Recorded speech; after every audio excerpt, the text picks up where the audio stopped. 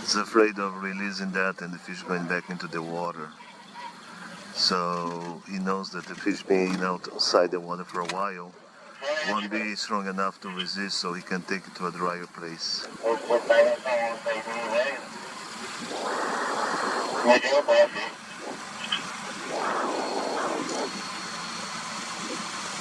This bird can swallow a small caiman, so we shall be okay.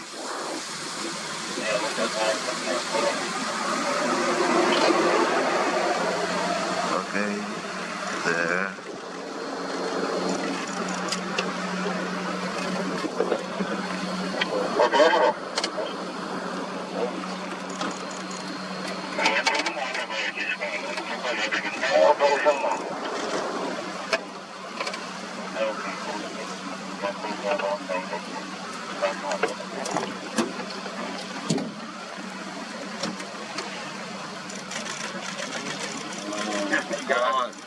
Got the whole thing. Oh my God.